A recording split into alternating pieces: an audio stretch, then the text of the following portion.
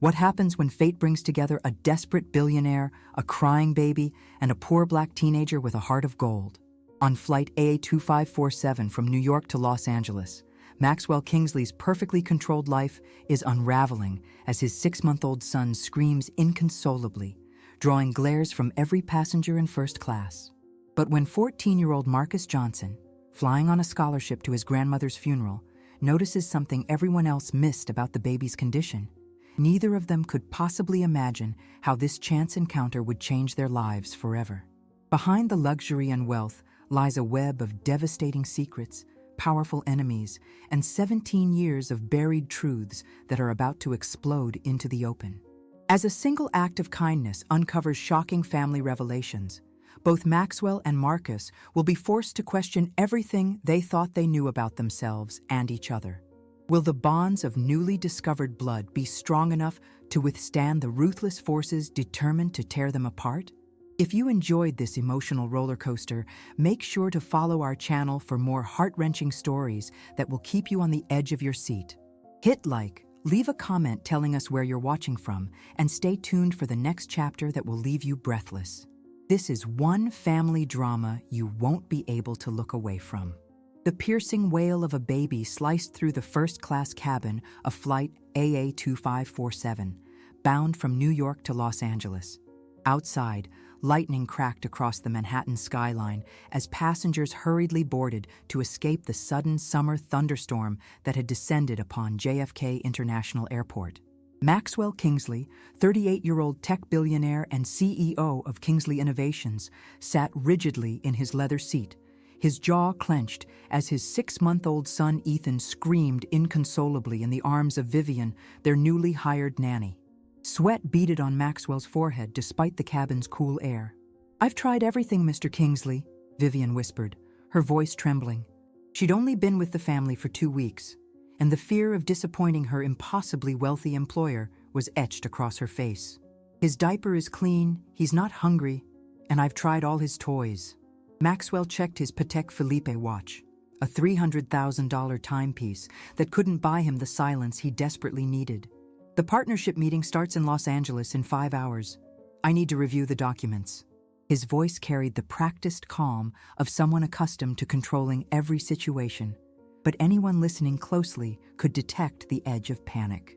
3 rows behind them, in the last row of first class, 14-year-old Marcus Johnson sank deeper into his seat, trying to make himself invisible. His second-hand clothes and worn sneakers marked him as someone who didn't belong in this cabin of power suits and designer luggage. A laminated badge hung around his neck, unaccompanied minor, recipient of Kingsley Foundation scholarship. The flight attendants had upgraded him after the economy cabin overbooked, a stroke of luck that now felt like a curse as passengers turned to stare at the source of the screaming. Some directed pointed glares at Maxwell, whose reputation as a cutthroat businessman preceded him. "Sir, we're experiencing a slight delay due to the weather," announced the head flight attendant, leaning toward Maxwell with practiced sympathy. "Air traffic control has us holding for approximately 45 more minutes." Maxwell's phone buzzed with an incoming call from Parker Acquisition Team. He silenced it without answering, then turned to Vivian.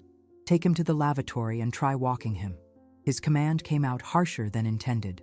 As Vivian stood with the wailing infant, an elderly woman across the aisle clicked her tongue. "Some people shouldn't have children if they can't be bothered to comfort them themselves," she muttered, loud enough for nearby passengers to hear. Maxwell pretended not to hear, but his knuckles whitened around his phone. The baby's cries intensified, rising to an almost unbearable pitch. Passengers exchanged glances, some sympathetic, others irritated. A businessman 2 rows ahead put on noise-canceling headphones with theatrical emphasis. Marcus watched the scene unfold, recognizing the desperation in the billionaire's eyes, a look he'd seen in his mother's face many times. His own journey to Los Angeles wasn't for business meetings or luxury vacations. He was traveling to his grandmother's funeral, the last living relative who could have taken him in after his mother's hospitalization. A social worker had arranged for the Scholarship Foundation to cover his travel expenses. The irony wasn't lost on him, flying first class to say goodbye to his grandmother, who had died in a community hospital because she couldn't afford better care. As the nanny passed his row with the screaming baby, Marcus noticed something odd. The infant wasn't just crying. His tiny hands kept reaching toward his right ear, which appeared slightly redder than the left. When Vivian returned with the still screaming child, Marcus gathered his courage. He stood up, feeling the weight of every privileged gaze in the cabin as he approached the billionaire's row. "Excuse me, sir," Marcus said, his voice barely audible above the baby's wails. Maxwell looked up, momentarily confused by the teenager standing before him. "Yes?" he responded, unable to hide his impatience. "I think—" Marcus swallowed hard. "I think your baby might have an ear infection. My little sister used to pull at her ear like that when the pressure bothered her during flights." Maxwell stared at the boy, noting his scholarship badge. Recognition flickered across his face. "You're one of the foundation kids." Before Marcus could respond, the baby let out another piercing scream. Maxwell turned to Vivian. "Is that possible? An ear infection?" I don't know, sir. Mrs. Kingsley usually handles the medical appointments." Vivian's voice wavered. "Where is Mrs. Kingsley?" asked the elderly woman, no longer bothering to lower her voice. Maxwell's face hardened. "My wife passed away during childbirth," he replied flatly. A hush fell over the nearby passengers. The elderly woman's expression softened immediately. "I'm so sorry," she murmured. Marcus stood awkwardly, regretting his intrusion into this complicated moment. "My mom used to put a warm, damp cloth on my sister's ear. Sometimes it helped until we could get to a doctor." Maxwell studied the boy for a long moment. Something in his expression changed. The armor of the billionaire businessman cracking slightly to reveal a desperate father beneath. "What's your name?" "Marcus Johnson, sir." Maxwell nodded toward the empty seat beside him. "Sit down, Marcus Johnson. Tell me more about this ear infection theory." As Marcus hesitantly took the seat, neither he nor Maxwell could have possibly imagined how this chance encounter at 30,000 feet would irrevocably change both their lives, connecting them in ways that transcended their vastly different worlds and setting in motion a chain of events that would uncover long-buried secrets, betrayals, and ultimately, an extraordinary redemption. From the window seat, Marcus could see the storm still raging over Manhattan. Lightning illuminated the skyscrapers, including the towering Kingsley building downtown, a structure that, like its owner, cast a long shadow over the city. The baby's cries seemed to echo the thunder outside, both powerful forces of nature that no amount of wealth could control. What Marcus couldn't see was the woman in economy class, clutching a manila envelope filled with documents that would shake the very foundation of Maxwell Kingsley's empire. She watched the interaction between the billionaire and the teenager with intense interest, a mysterious smile playing on her lips as she whispered into her phone, "I'm on the plane with both of them." Yes, after all these years. The boy has no idea. The flight attendant approached with a steaming hand towel balanced delicately on a silver tray. Marcus watched as Maxwell Kingsley took it with a nod and gently pressed it against his son's ear. Little Ethan's cries gradually softened to whimpers, his chubby fingers still clutching at his irritated ear, but with less desperation than before. "How did you know?" Maxwell asked, studying Marcus with newfound interest. The billionaire's steel blue eyes, famous from countless magazine covers featuring America's most ruthless tech innovator, now revealed something rarely captured by photographers: vulnerability. Marcus shifted uncomfortably under the scrutiny. "My mom works double shifts at Mercy Hospital in Harlem. She's a nurse's aide. I practically grew up in that place, watching and learning." His voice trailed off as he remembered his mother, now confined to a hospital bed herself after the stroke that had left her partially paralyzed 3 weeks ago. The elderly woman across the aisle leaned forward. "You have quite the intuitive young man there," she remarked to Maxwell. "Most teenagers wouldn't notice such a thing." Maxwell nodded, not taking his eyes off Marcus. "The scholarship program selects for exceptional candidates." His tone suggested he was taking credit for Marcus's perceptiveness, though they both knew they'd never met before today. Vivian, visibly relieved by Ethan's quieting, asked in a hushed voice, "Should I take him back now, sir?" "No." Maxwell's response came quickly. "I'll hold him." He awkwardly positioned his arms to receive his son, revealing his inexperience with this most basic parental task. From the last row of economy class, The mysterious woman with the manila envelope watched the scene unfold. She pulled a worn photograph from her wallet, a young black woman standing beside a much younger Maxwell Kingsley at what appeared to be a college event. Their smiles were genuine, their bodies tilted toward each other with unmistakable intimacy. She tucked the photo away as the flight attendant announced they were finally cleared for takeoff. Back in first class, Marcus stared out the window as the plane began to move. The thunderstorm had passed, leaving Manhattan glistening in the distance. He should return to his assigned seat, but something kept him rooted in place. Perhaps the temporary relief from his overwhelming grief about his grandmother, or the strange comfort of being needed, if only for a moment. "You're going to Los Angeles for the summer STEM program?" Maxwell asked, breaking the silence while awkwardly patting Ethan's back. Marcus hesitated. "No, sir. I'm attending my grandmother's funeral." Maxwell's expression shifted. "I'm sorry for your loss." The words were correct, but delivered with the stiffness of someone unaccustomed to expressing sympathy. "Thank you." Marcus paused, then added, "She raised me after my dad left. Now it's just my mom and me, but she's—" He couldn't finish the sentence. Maxwell's phone buzzed again. This time the screen displayed Wilson DNA results. His face paled as he quickly turned the phone over, but not before Marcus had glimpsed the notification. "Is everything okay, Mr. Kingsley?" Marcus asked. "Fine," Maxwell replied too quickly. "And please call me Max. After all, you're practically my son's doctor now." He attempted a smile that didn't quite reach his eyes. The plane accelerated down the runway and lifted into the air. Ethan, soothed by the warm compress and the gentle pressure change, had finally fallen asleep in his father's arms. "He looks like you," Marcus observed politely, though in truth, the baby's caramel-colored skin was several shades darker than Maxwell's pale complexion, a detail that had fueled tabloid speculation about the late Mrs. Kingsley, whose Hispanic heritage had been the subject of much public fascination. Maxwell studied his son's face with an unreadable expression. "Everyone says that," he murmured. As the plane climbed to cruising altitude, the cabin lights dimmed for the transcontinental journey. Most passengers settled into their entertainment systems or dozed off, but Maxwell remained alert, his mind clearly elsewhere despite his sleeping child. "Marcus," he said suddenly, "what if I were to offer you a summer job? My regular nanny is taking maternity leave next month, and Vivian here is only temporary.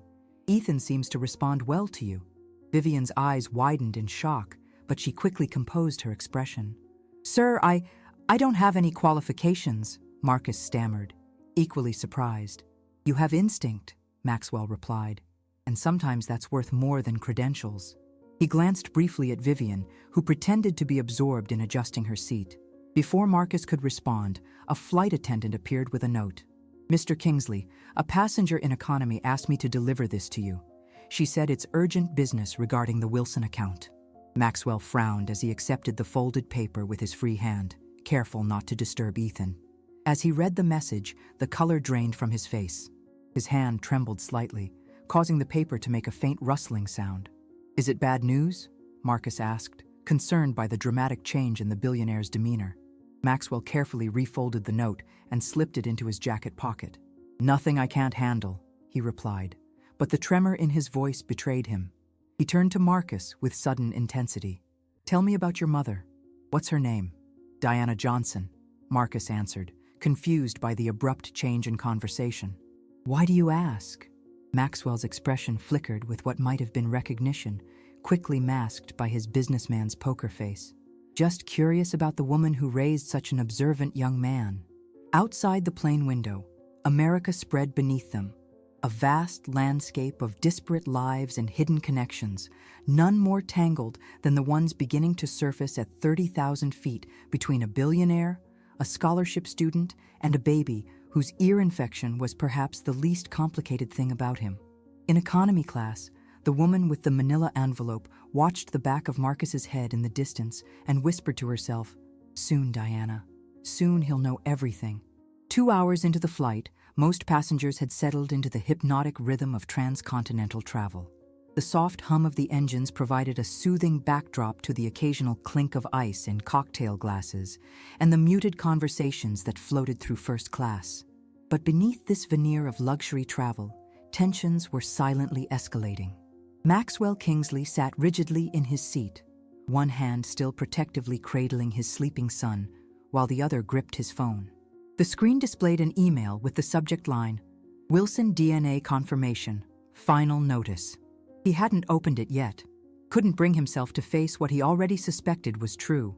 Beside him, Marcus had dozed off, his head tilted against the window, exhaustion finally claiming him after weeks of stress, caring for his hospitalized mother while preparing for his grandmother's funeral. In sleep, the boy's face appeared younger, more vulnerable, the weight of his responsibilities momentarily lifted. Maxwell studied Marcus's features with growing unease.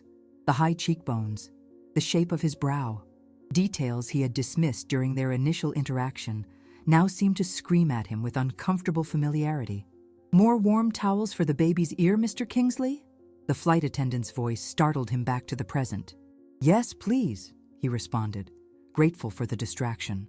As she walked away, Maxwell carefully shifted Ethan to his other arm and reached for the mysterious note he'd received earlier.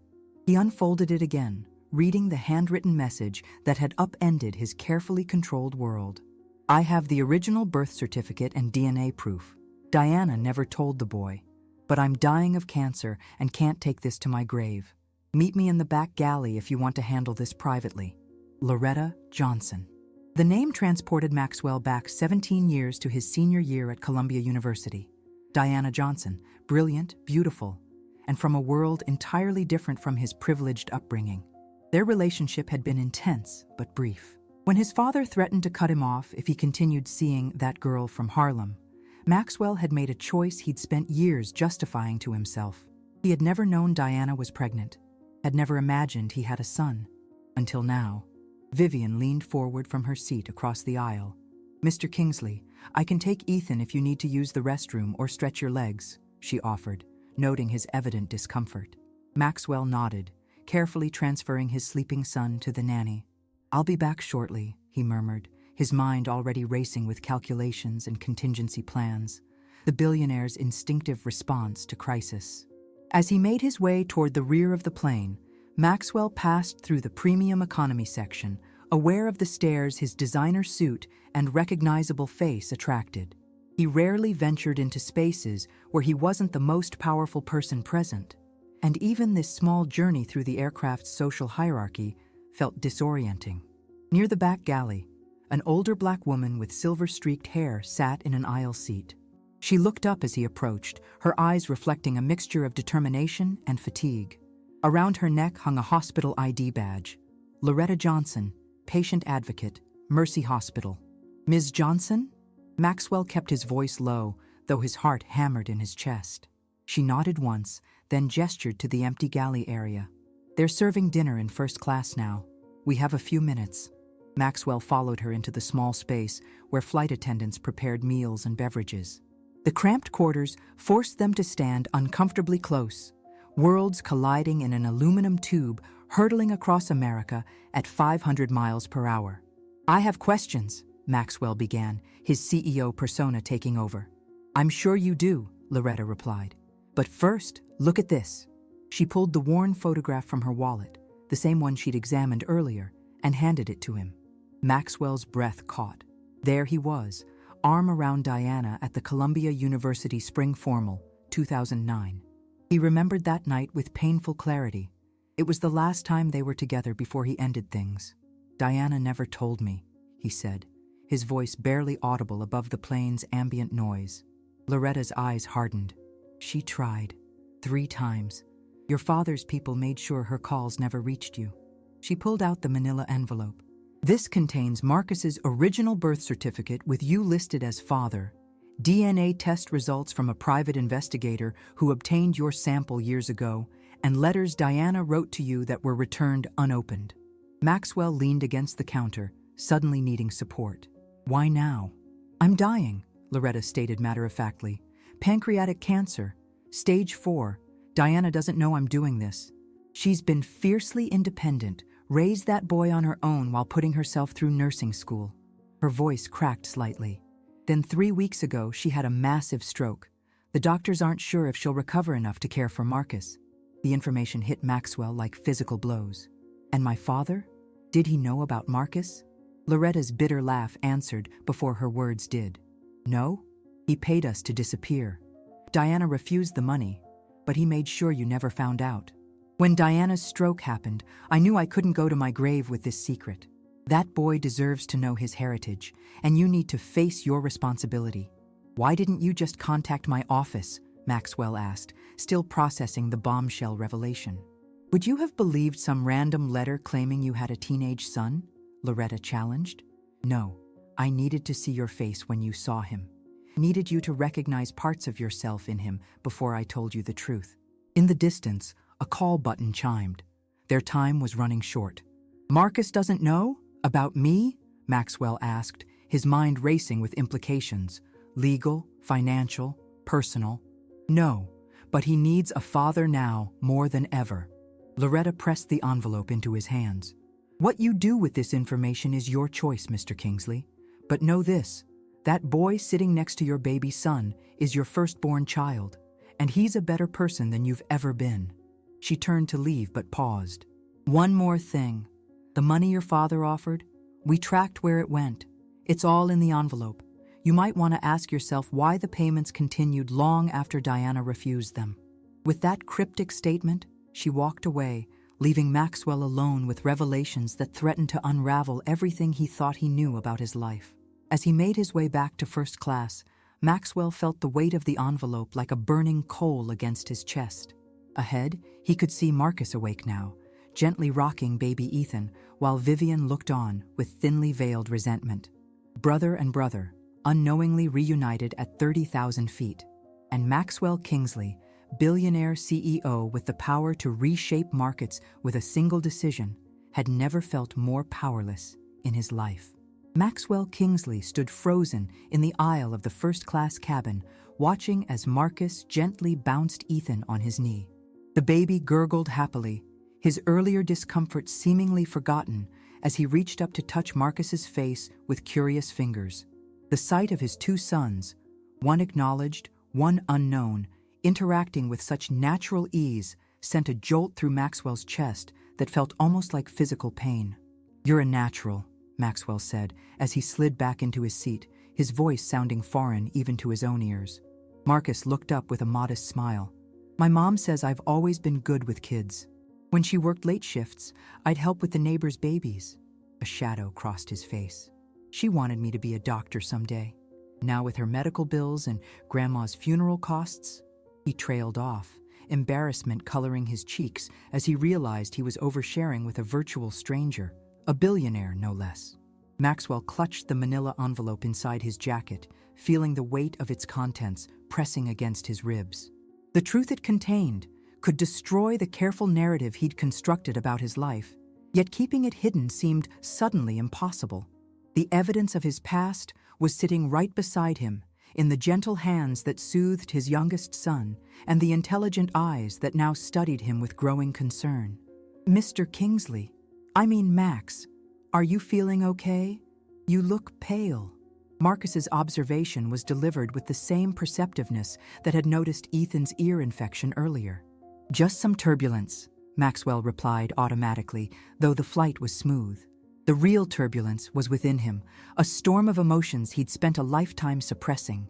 Guilt, regret, fear, and something else, something unexpected, a flicker of possibility. He pulled out his phone and opened the email he'd been avoiding. The DNA results confirmed what Loretta had already told him, and what his own eyes could now see clearly. Marcus Johnson was his biological son with 99.9997% probability. The dinner service began, breaking the tension momentarily. Flight attendants moved efficiently through the cabin, laying white cloths over tray tables and presenting menu options. The ordinary routine of luxury air travel continued around them, oblivious to the life-altering revelations unfolding in row 3. I'll hold Ethan while you eat, Maxwell offered, reclaiming his baby from Marcus. As their hands brushed during the exchange, Maxwell found himself searching for similarities. The shape of their fingers, the texture of their skin, genetic echoes passed from father to sons. Marcus selected the herb-crusted salmon, while Maxwell merely nodded at whatever option was presented to him, too distracted to care.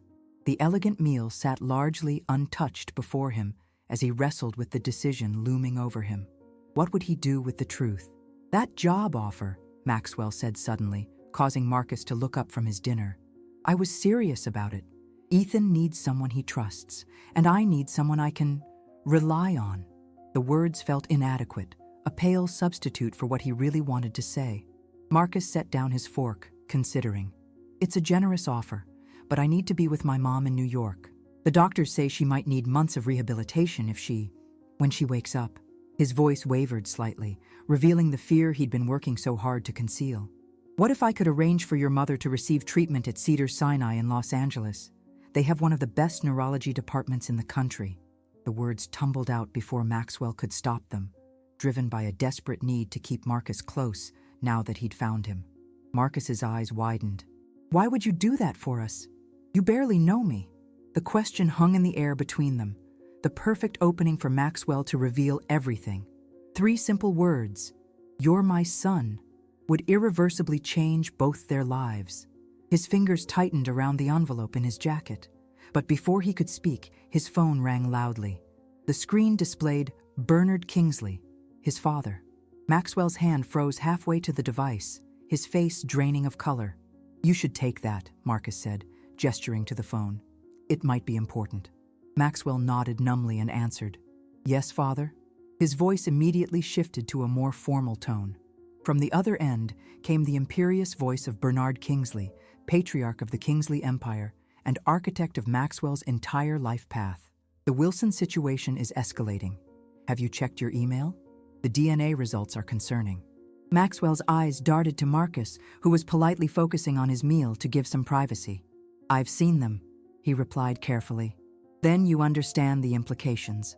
I've already dispatched Carmichael to handle the situation. He'll meet your flight in Los Angeles." Bernard's tone left no room for discussion. "This needs to disappear, Maxwell, like the previous situation. The board meeting is tomorrow, and the Parker acquisition cannot be jeopardized by some indiscretion." Ice formed in Maxwell's veins. "What do you mean, handle the situation?" "The same arrangement as before. A generous financial settlement in exchange for permanent silence. If they refuse..." Bernard paused. "Well, everyone has secrets they'd rather keep hidden. Carmichael is quite skilled at finding leverage." The threat, though veiled, was unmistakable. Maxwell glanced at Marcus again, realizing with growing horror that his father wasn't just referring to the current Wilson situation. He was also alluding to Diana Johnson and the son Maxwell never knew he had. "I'll handle this myself," Maxwell said, his voice hardening with a resolve that surprised even him. A dry chuckle came through the phone. "Just like you handled the Johnson girls 17 years ago? I cleaned up that mess for you once already, son. Don't make me do it again." The call ended abruptly, leaving Maxwell staring at his phone in stunned silence. The pieces were falling into place. His father's interference, the returned letters, the continued payments mentioned by Loretta. Bernard Kingsley had orchestrated everything, ensuring his son's promising future wouldn't be derailed by an inconvenient relationship or an unexpected child. "Bad news?" Marcus asked, noting Maxwell's expression. Maxwell slipped his phone into his pocket and made a decision. "Marcus, there's something I need to tell you. Something about your mother and about me." He took a deep breath, preparing to upend both their worlds. "We knew each other many years ago, at Columbia." Before he could continue, baby Ethan began to fuss again, his little face contorting with discomfort. The moment fractured as Maxwell instinctively turned his attention to his younger son. "I think his ear is bothering him again," Marcus observed, temporarily distracted from Maxwell's bombshell. "The cabin pressure must be changing as we start to descend." As Maxwell pressed another warm cloth to Ethan's ear, his mind raced with implications. His father already knew about Marcus, had perhaps known all along. And now, Carmichael, the family's fixer for delicate problems, was waiting in Los Angeles, ready to make both situations disappear. The realization settled over Maxwell like a shroud. He had less than 2 hours before landing to decide not just what to tell Marcus about his parentage, but how to protect both his sons from the ruthless machinery of the Kingsley Empire, and from the father who had shaped Maxwell into the man he had become. The plane began its gradual descent into Los Angeles, the sprawling city lights glittering below like scattered diamonds on black velvet. As the aircraft tilted downward, Maxwell felt his stomach lurch, not from the physical sensation of descent, but from the weight of decisions pressing upon him with each passing minute. "You were saying something about my mother?" Marcus prompted, his curious eyes studying Maxwell's face. "You knew her at Columbia?" Maxwell glanced around the cabin, acutely aware of how public this space was. Vivian sat across the aisle, pretending to read a magazine, but clearly eavesdropping. 2 rows ahead, the elderly woman who had commented earlier was now turned slightly in her seat. Her hearing aid adjusted to catch their conversation. "It's complicated," Maxwell replied in a low voice, "and not something I want to discuss here." He nodded discreetly toward the curious onlookers. Marcus followed his gaze and nodded in understanding. "After we land, then?" "Yes." Maxwell shifted Ethan to his other arm, the baby now sleeping soundly again. "Actually, I have a proposition for you." He lowered his voice further. "My driver will be meeting us at LAX. Let me give you a ride to wherever you're staying." "I'm supposed to meet a social worker," Marcus explained. "She's arranging my accommodation while I'm in LA for the funeral." Maxwell felt a surge of protective instinct so powerful it momentarily took his breath away. His son, his firstborn, was being processed through the system like some parentless ward of the state, when all along he had a father with more resources than most small countries. "Call her," Maxwell insisted, his CEO tone slipping back into his voice. "Tell her you've made other arrangements." He paused, realizing how controlling he sounded. "That is, if you're comfortable doing so." Marcus hesitated, clearly weighing the strange offer against his limited options. "You still haven't told me why you're doing all this." Maxwell opened his mouth to respond when his phone vibrated with a text message. It was from an unknown number. "Carmichael already at terminal with security team. Your father insisted I inform you. Judith, his father's longtime executive assistant." The message confirmed his worst fears. Bernard Kingsley was moving pieces on the chessboard, utilizing his considerable resources to contain what he saw as potential threats to the family empire. The fastened seatbelt sign illuminated with a soft ding, accompanied by the captain's announcement that they were beginning their final approach to Los Angeles International Airport. "Mr. Kingsley?" Marcus pressed, noting the billionaire's distraction. Maxwell made a split-second decision. "I need your trust, Marcus, just for the next hour." He fixed the boy with an intense stare. "There are people waiting at the airport who don't have your best interests at heart. Or your mother's." Marcus stiffened, his posture instantly defensive. "Are you threatening me?" "No." Maxwell shook his head emphatically. "I'm trying to protect you, but I need you to listen carefully." Across the aisle, Loretta Johnson observed the exchange with narrow-eyed interest, her hand resting protectively on the duplicate copies of the documents she'd given Maxwell. She hadn't survived 63 years as a black woman in America without developing a keen sense for when powerful white men were scheming, even ones with seemingly benevolent intentions. Maxwell leaned closer to Marcus, speaking in hushed, urgent tones. "When we land, stay by my side. Don't speak to anyone in a black suit who approaches us. If we get separated, go directly to the Admiral's Club in Terminal 4 and wait for me there. Use my name, they'll let you in." Confusion and suspicion warred on Marcus's face. "You're scaring me. What's really going on?" The plane jostled slightly as it continued its descent, the cabin lights brightening in preparation for landing. Maxwell glanced around, then carefully shifted Ethan into Marcus's arms. "Hold him for a minute." With his hands now free, Maxwell extracted a business card and a pen from his jacket pocket. On the back of the card, he quickly scrawled, "Diana Johnson is your mother. I am your father. DNA proof in envelope. We'll explain everything soon. Trust me." He pressed the card into Marcus's hand, their fingers brushing in a moment of connection that felt simultaneously momentous and terrifyingly inadequate for the revelation it contained. Marcus glanced down at the card, his eyes widening as he read the hastily written message.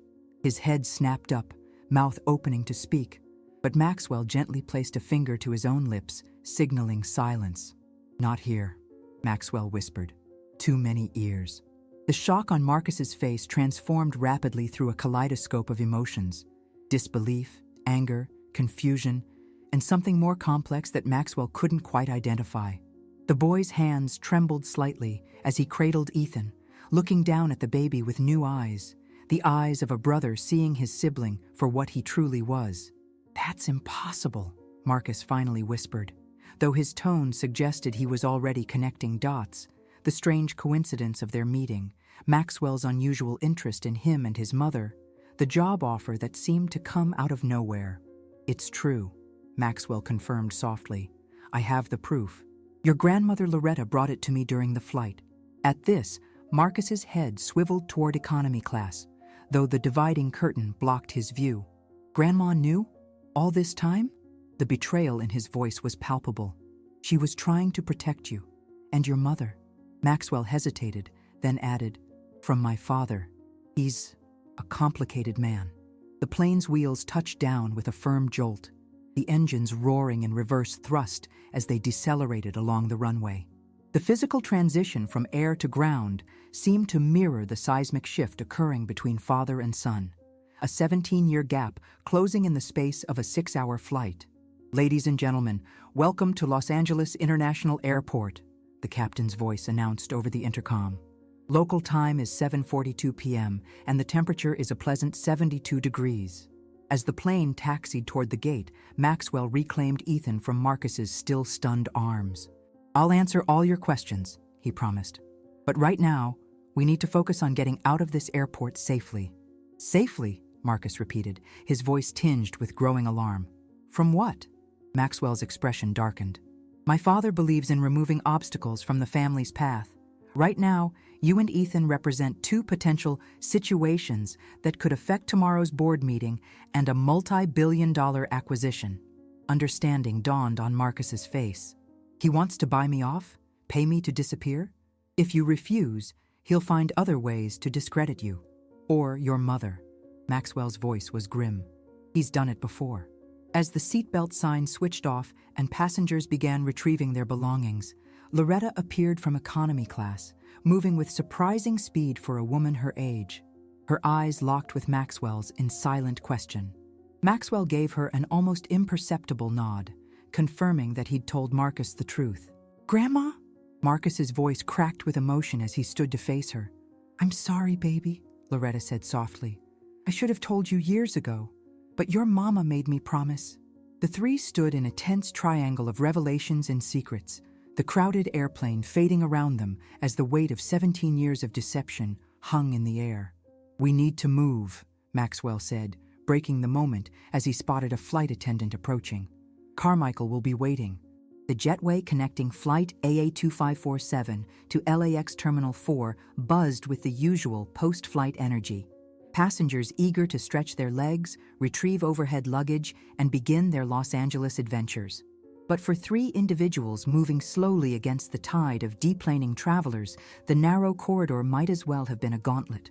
Maxwell Kingsley led their unusual procession, cradling baby Ethan against his chest with one arm while the other hand gripped his phone.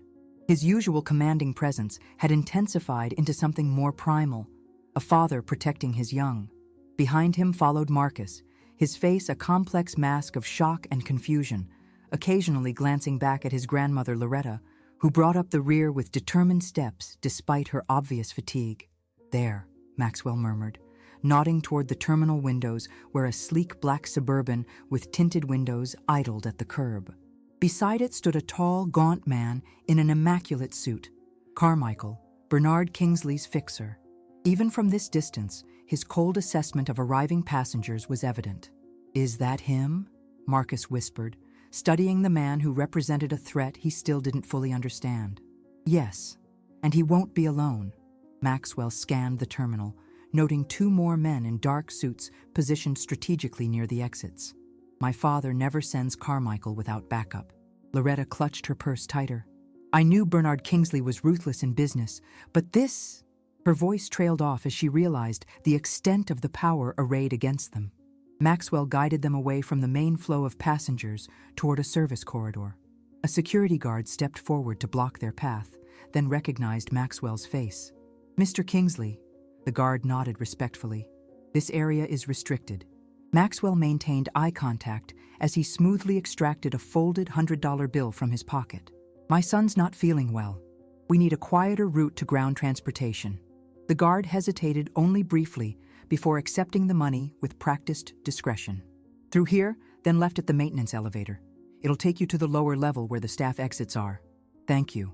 Maxwell ushered Marcus and Loretta forward, the reality of their situation crystallizing with each step. A billionaire was essentially smuggling his newly discovered teenage son and cancer-stricken mother-in-law through service corridors to evade his own father's security team. The fluorescent lights flickered overhead as they hurried down the utilitarian hallway, their footsteps echoing on the concrete floor. The cheerful chaos of the main terminal faded behind them, replaced by the hum of industrial air conditioning and occasional walkie-talkie chatter from unseen staff. "You never answered my question on the plane," Marcus said, breaking the tense silence. "If what you wrote is true, if you really are my father, why should I trust you now? You abandoned us for 17 years. The accusation hit Maxwell with physical force. Ethan squirmed in his arms, sensing his tension. "I didn't know about you," he replied, his voice rougher than intended. "I swear on Ethan's life, I never knew Diana was pregnant." He glanced at Loretta. "Tell him." Loretta's expression softened slightly. "It's true, Marcus. Your mother tried to tell him, but his father's people blocked her every attempt. When she realized what she was up against, she decided to raise you on her own." She paused. "Diana is the strongest woman I've ever known." Marcus absorbed this, his stride faltering momentarily. "So all those years when we struggled to pay rent, when Mom worked double shifts until her feet were swollen, when I had to pretend I wasn't hungry because there wasn't enough food." His voice cracked with emotion. "You were living in mansions and flying private jets?" Maxwell flinched at the raw pain in his son's voice. "I can't change the past," he said quietly. "But I can try to make things right going forward. For you and your mother." They reached the maintenance elevator, its metal doors scratched and dented from years of service carts. Maxwell pressed the call button, constantly checking over his shoulder. "What exactly is your plan here?" Loretta asked, her breath coming shorter with the exertion. "We can't run forever." "My penthouse at the Marquis," Maxwell replied as the elevator arrived with a ding. "It has private security that even my father can't override. Once you're both safe, I'll deal with Bernard." The elevator descended jerkily to the lower level, the cramped space forcing them into uncomfortable proximity. A makeshift family bound by secrets and DNA, yet strangers in every way that mattered. When the doors opened, they stepped into a dimly lit corridor lined with supply closets and break rooms where airport staff on night shifts grabbed coffee and moments of respite from the terminal's constant bustle. "Almost there," Maxwell assured them, spotting the exit sign at the end of the hallway. "I've texted my driver to meet us at the staff parking lot." Just as relief began to surface, a door swung open ahead of them. A man in a black suit stepped directly into their path, his hand moving deliberately inside his jacket. "Mr. Kingsley," the man said with practiced neutrality. "Mr. Carmichael would appreciate a word before you depart." Maxwell instinctively moved Ethan behind his shoulder, shielding the baby. "Tell Carmichael I'll call him tomorrow after the board meeting." "I'm afraid he insists." The man's eyes flicked dismissively over Marcus and Loretta before returning to Maxwell. "It concerns the Wilson situation, and apparently, a new development." His gaze lingered meaningfully on Marcus. "How did you find us?" Maxwell demanded, buying time as he assessed their limited options. The man's smile was cold. "You're not the only Kingsley with connections in this airport, sir." Behind them, the elevator doors had closed, cutting off one escape route. Ahead, the security man blocked their path to the exit. Maxwell could feel Marcus's fear radiating beside him, could see Loretta's hand trembling as she clutched her purse. In that moment, a clarity Maxwell had never experienced in boardrooms or billion-dollar negotiations washed over him. The pattern of his entire life, following his father's playbook, prioritizing the Kingsley empire over human connections, suddenly seemed hollow and misguided. "Step aside," Maxwell commanded, his voice carrying the weight of someone accustomed to being obeyed. "Whatever my father is paying you, I'll double it." The man appeared unmoved. "This isn't about money, Mr. Kingsley. It's about loyalty." "Then be loyal to the future of Kingsley Innovations," Maxwell countered, "because I'm still the CEO. And after tomorrow's board meeting, My father will be officially retired. He took a calculated step forward. Cross me now, and your career ends when I walk out that door. Uncertainty flickered across the man's face, a momentary crack in his professional veneer. Maxwell pressed his advantage. One call from me, and every financial institution in the country will flag your accounts. Every job application will mysteriously fail. Every loan will be denied. Each threat was delivered with the precision of a man who had observed his father wield such power throughout his childhood. Or you can step aside, forget you saw us, and find your next quarterly bonus has unexpectedly tripled. The standoff stretched for 5 agonizing seconds before the man slowly stepped to one side. Carmichael won't be pleased, he muttered. Carmichael doesn't sign your checks, Maxwell replied coldly, guiding Marcus and Loretta past the man. I do. As they pushed through the exit door into the warm Los Angeles evening, a sleek black Tesla waited precisely where Maxwell had directed his driver to be. The small victory surged through Maxwell's veins like adrenaline. Get in quickly, he instructed, opening the rear door for Loretta while Marcus slid into the middle seat. Once Ethan was secured in the waiting infant seat, Maxwell joined them, slamming the door with finality. The Marquise, he directed the driver. Private entrance. As the Tesla pulled away from the curb, Marcus stared at the baby beside him, then at the billionaire he'd just learned was his father. In the span of a single flight, his entire identity had been upended. The weight of 17 years of absence hung between them, a chasm too vast to be bridged by one dramatic airport escape. What happens now? Marcus asked quietly, his young voice somehow cutting through the luxury car's perfect acoustic insulation. Maxwell looked at his firstborn son, seeing Diana's eyes and his own determination reflected back at him. Now, he said with newfound resolve, we become a family. The Marquis Hotel stood like a glittering monolith against the Los Angeles skyline, its top floors disappearing into the low-hanging clouds that had settled over the city. The Tesla glided into the private underground entrance, where hotel security immediately recognized Maxwell Kingsley and waved them through without question. This world of instant recognition and deferential treatment was entirely foreign to Marcus, whose wide eyes took in every detail of his father's privileged existence. Your penthouse occupies the entire top floor? Marcus asked as they entered a private elevator that required Maxwell's fingerprint to operate. The top 2 floors, actually, Maxwell replied, unable to look his son in the eye as he acknowledged this obscene display of wealth that had never reached the struggling single mother raising his firstborn child in a cramped Harlem apartment. Loretta sat heavily on the elevator's bench, her face drawn with exhaustion. The emotional and physical toll of the day was evident in the slight tremor of her hands as she clutched her purse containing the duplicate documents that had upended all their lives. Are you all right, Grandma? Marcus knelt beside her, his concern momentarily overshadowing the anger and confusion swirling inside him. Just tired, baby. It's been a long day. She patted his hand reassuringly, though her eyes carried a shadow of pain that suggested her cancer was making itself known again. Maxwell shifted Ethan to his other arm, watching the interaction between grandmother and grandson with a pang of something like envy. They had a lifetime of shared memories and love binding them together, while he was still a stranger to his own son, a stranger with a penthouse and billions of dollars, but a stranger nonetheless. The elevator doors opened directly into a sprawling foyer of marble and glass. Floor-to-ceiling windows revealed a panoramic view of Los Angeles at night, the city lights stretching like fallen stars to the distant horizon. A uniformed butler stepped forward immediately. Good evening, Mr. Kingsley. We weren't expecting you until tomorrow.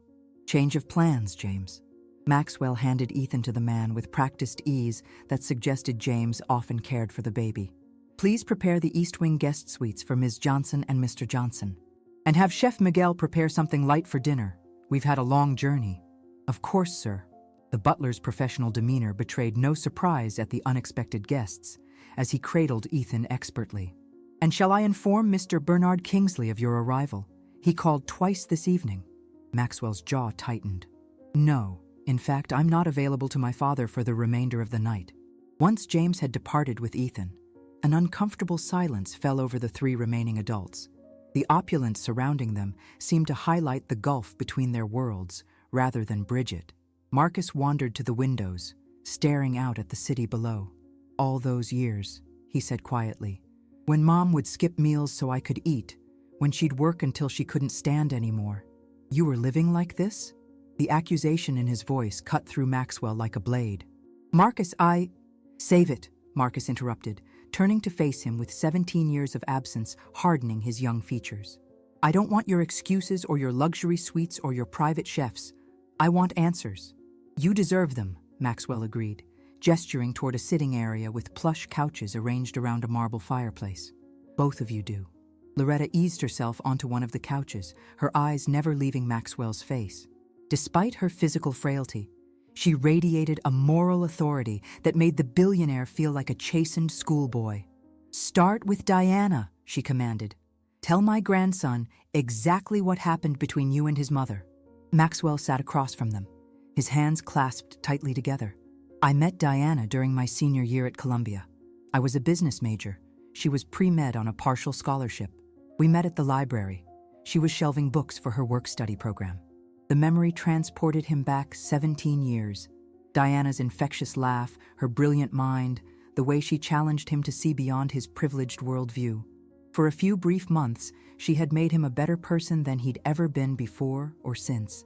"We fell in love," he continued, his voice softer now. "It wasn't just some college fling. Diana was extraordinary, but my father found out. And he didn't approve of his precious heir dating a black girl from Harlem," Loretta finished for him, her tone matter-of-fact rather than accusatory. Maxwell nodded, shame coloring his features. "He threatened to cut me off, to disinherit me. I was young and ambitious and terrified of disappointing him. So his voice caught. "I ended things with Diana, told her we came from different worlds, that it would never work." Marcus's hands clenched into fists. "You threw her away because she wasn't rich enough? White enough?"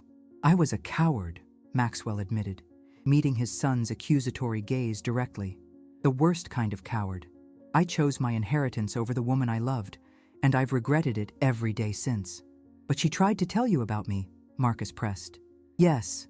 According to Loretta, she called my private line repeatedly after we broke up, but those calls never reached me."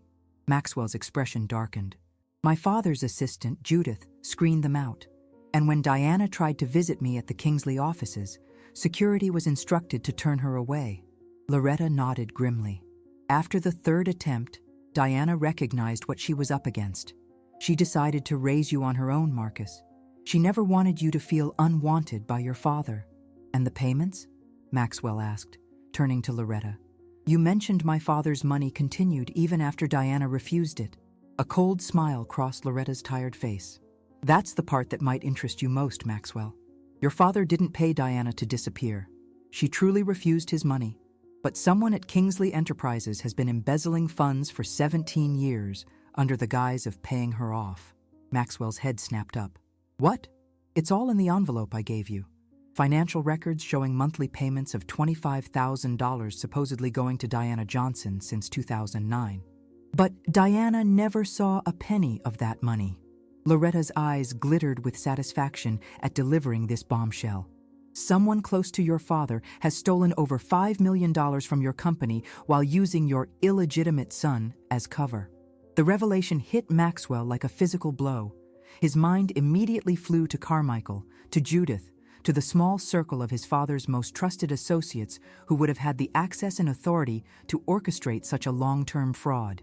Before he could process this new information, the penthouse elevator chimed softly, announcing an arrival. Maxwell rose to his feet, instantly alert. "James wouldn't have allowed anyone up without my permission." The elevator doors slid open to reveal Bernard Kingsley, 82 years old, but standing ramrod straight in a perfectly tailored suit, his silver hair immaculately styled, his cold blue eyes taking in the scene before him with calculated precision. "Hello, son," Bernard said, stepping into the penthouse with the confidence of a man who had never been denied entry anywhere.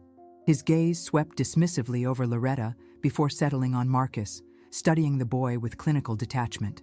"I see you've met your indiscretion." Maxwell moved instinctively to stand between his father and Marcus. "How did you get up here?" Bernard raised an eyebrow. I still own 30% of this hotel, Maxwell. Or did you forget who built the Kingsley Empire you're so eager to inherit? He advanced into the room, his presence seeming to compress the air around them. Now, shall we discuss how we're going to handle this unfortunate situation before tomorrow's board meeting? The temperature in the penthouse seemed to drop several degrees as Bernard Kingsley's imposing presence dominated the space. His steel blue eyes, so similar to Maxwell's yet infinitely colder, assessed Marcus with the detached calculation of a man accustomed to appraising assets and liabilities. So this is Diana Johnson's boy, Bernard mused, circling Marcus like a predator. The resemblance is certainly there. Kingsley bone structure, though the coloring is all his mother's. Marcus stood his ground, refusing to be intimidated despite the thundering of his heart. 17 years of his mother's fierce independence had instilled in him a quiet strength that even Bernard Kingsley couldn't easily dismiss. I have a name, Marcus stated, his voice steady. It's Marcus Johnson. A thin smile crossed Bernard's lips. For now, perhaps. Maxwell stepped forward, physically inserting himself between his father and his son. That's enough, father. Marcus and Loretta are my guests, and you're not welcome here tonight. Bernard's eyebrow arched in amusement. Such protective instincts suddenly. Where was this paternal devotion for the past 17 years, I wonder? He turned his attention to Loretta, who had risen to stand beside her grandson. And you must be the grandmother. Terminal cancer, I understand. Such a pity.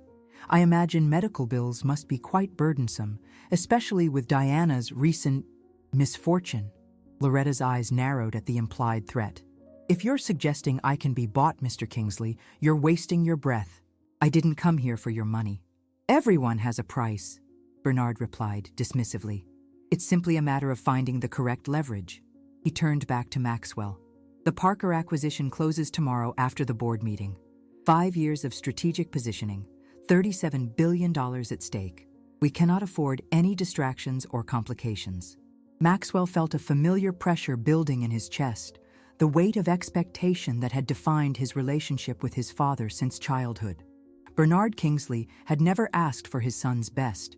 He had demanded perfection, ruthlessness, and above all, loyalty to the Kingsley name above all else. These people aren't distractions, Maxwell countered, a new resolve strengthening his voice. They're my family. Bernard's face hardened. Don't be naive.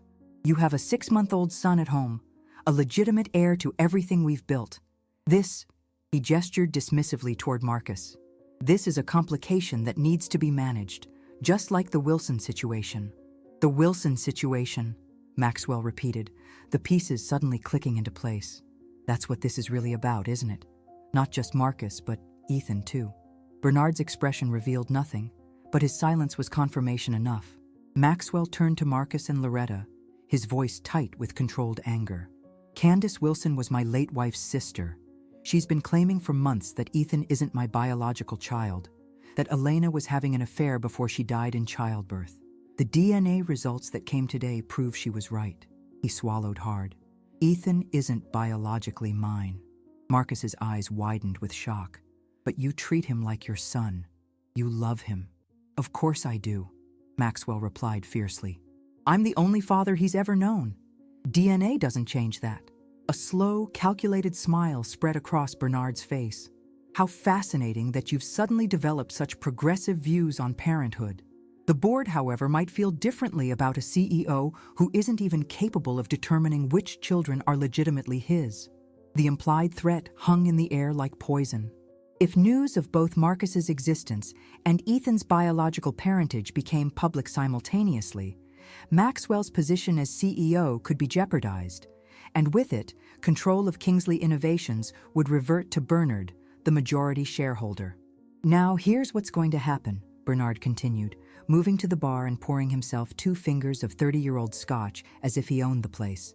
Carmichael has prepared generous settlement papers for both the Johnson situation and the Wilson matter. 7 figures each, with ironclad NDAs. By this time tomorrow, these unfortunate complications will be resolved, and the Parker acquisition will proceed as planned. Loretta stepped forward, her frail frame somehow commanding attention. And if we refuse your hush money? Bernard sipped his scotch, unperturbed. Then things become unpleasant. Diana Johnson's medical records contain some interesting information about a period of substance abuse during her residency, information that could affect her medical license if it were to reach the licensing board. Marcus lunged forward, only to be restrained by Maxwell's arm. "You're threatening my mother while she's lying in a hospital bed?" "I'm simply outlining consequences," Bernard corrected smoothly. "Actions have consequences." Maxwell learned that lesson years ago. His cold gaze shifted to his son. "Didn't you, Maxwell?" Before Maxwell could respond, the penthouse elevator chimed again. All eyes turned to see Vivian, the temporary nanny from the flight, step into the foyer. "I apologize for the intrusion, Mr. Kingsley," she said, her eyes darting nervously between the two Kingsley men. "But there's something you need to know about Ethan." Maxwell tensed immediately. "What's wrong? Is he all right?" "He's fine, sir. James is watching him." Vivian hesitated, then squared her shoulders. "I'm not actually a nanny. My name is Vivian Wilson. Candace Wilson is my mother." The revelation sent a shockwave through the room. Maxwell staggered back slightly. "You're Elena's niece?" Vivian nodded, tears forming in her eyes. "My mother sent me to gather evidence about Ethan, to prove he wasn't yours." Her voice trembled. "But after spending these weeks with you and Ethan, seeing how much you love him despite knowing the truth, I couldn't go through with it." Bernard's face darkened with fury. "This is precisely the kind of melodrama I was hoping to avoid." "There's more," Vivian continued, seemingly gathering courage with each word. "I've been reporting to my mother about everything that happens in your household. She's planning to file for custody of Ethan tomorrow, claiming you're an unfit father." Maxwell's face drained of color. "On what grounds?" "Fabricated ones," Vivian admitted shamefully. "But she has powerful allies. Someone has been helping her build a case against you for months." All eyes turned to Bernard, whose impassive expression betrayed nothing. "You," Maxwell whispered, the final betrayal crystallizing in his mind. "You've been working with Candace Wilson against me, your own son." Bernard set down his scotch glass with deliberate calm. "Candace Wilson is simply a means to an end. The board has been concerned about your leadership for some time now. Too soft. Too focused on ethics and corporate responsibility instead of shareholder value." His lip curled slightly in disgust. "Your late wife's influence, no doubt. So you helped her build a custody case against me," Maxwell continued, connecting the dots. "If I lost Ethan, I'd be distracted, vulnerable, easy to push out after the Parker acquisition closes. Business is business, son. Nothing personal." Bernard's cold justification hung in the air like frost.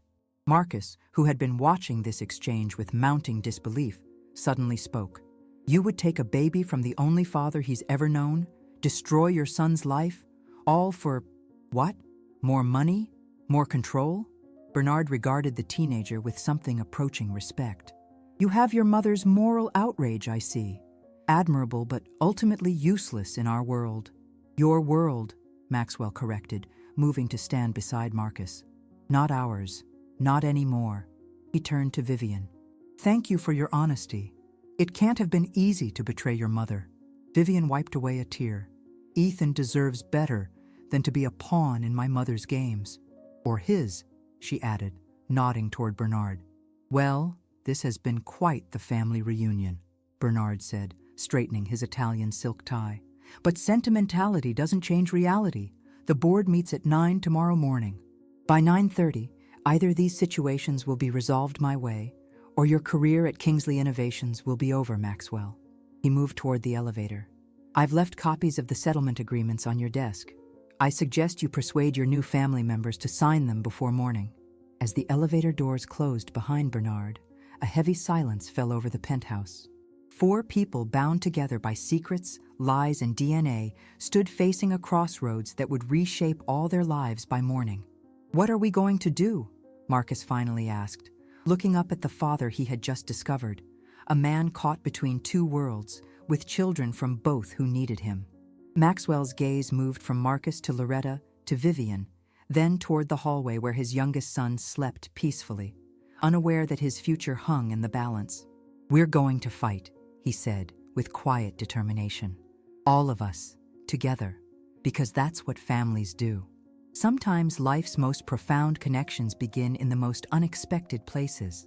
A chance meeting on a plane, a baby's cry, a simple act of kindness that ripples through generations. Maxwell Kingsley's journey from ruthless billionaire to protective father reminds us that true wealth isn't measured in dollars or corporate empires, but in the courage to embrace the family we never knew we had. What would you do if your entire identity was suddenly rewritten? Would you have the strength to choose love over legacy, truth over fortune? In the battle between Bernard's cold calculation and Maxwell's newfound heart, we witness the transformative power of human connection. The walls that separated their worlds, wealth and poverty, privilege and struggle, crumbled in the face of something more powerful, the undeniable bond of blood and the choice to become the parent your child deserves, regardless of DNA. Ask yourself, how far would you go to protect those who depend on you? At what point does the pursuit of success become a prison rather than a prize? If this story touched your heart, please take a moment to like, share, and follow our channel for more powerful narratives that challenge us to examine what truly matters in life. Leave a comment sharing your thoughts on Maxwell and Marcus's journey. Would you have made the same choices they did? Your support helps us continue bringing these emotional stories to life. Remember, sometimes the most meaningful family isn't the one we're born into, but the one we choose to fight for.